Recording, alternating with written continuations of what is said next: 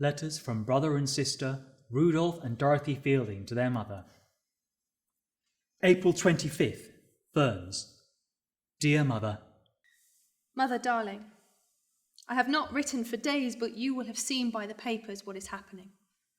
The hospital at Holstadt, halfway between Ypres and Ferns, has, of course, been inundated with every nationality, as it is the only hospital up that beat and all the heavy fighting is there. I wrote Millins a long letter yesterday and asked her to send it on to you, and I'm afraid there is not much news to add to it. The chief event which is in all our minds is that we have had 2 days and a night of complete rest, after about 8 days more or less under heavy fire all the time. We go back to the trenches this evening and expect to have an unpleasant 24 hours, which will make a lot of difference. It just despairs one and makes one rage when you see the endless stream of shattered humanity and the ghastly work a shell can make of their poor bodies. Bullet wounds are so very different and devoid of the same horror. It's the shell wounds that are simply haunting. Sometimes one feels ill with the sheer futility of it all, rather than the fact of it being a horrible thing to look at. It's hard to be patriotic in these days of heavy fighting when one sees so much of the horror and misery of this filthy war. It's at night, at dawn especially, when we get in most of the wounded.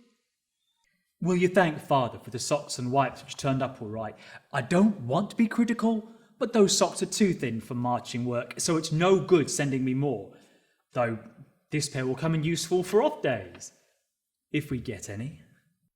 It makes me very angry to think of all the money and fuss being spent on getting ready beds and pyjamas at home for the wounded, when lots of wounded men never live to get there on account of the disgraceful hospital arrangements up here at the front. Operations going on without interruption, day and night. One of our wretched doctors did 63 operations in 24 hours without a pause. He was so beat he could hardly stand. All the little nurses and staff are perfect bricks, and I can't see how they get around all the work. Only the awful cases can be taken in, and then they're moved on as soon as possible to make way for the worst cases. The hospitals behind may be good or bad as far as I know, but the part we see in the firing line is rotten, as we only have one doctor to about 1,000 men, without any properly trained stretcher bearers to pick up the wounded.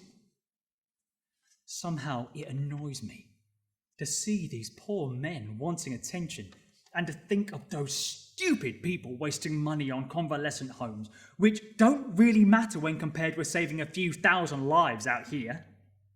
Of course, the family's business is quite different, and the papers are full of wounded slush, which gives quite a false idea of what happens here.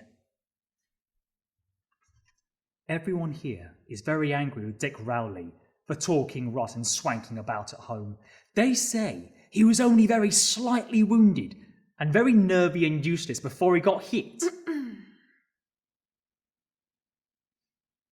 So far, I am awfully fit. In fact, I don't think I've ever been better. Love to all. Your affectionate son. Your affectionate daughter, Rollo. Dottie.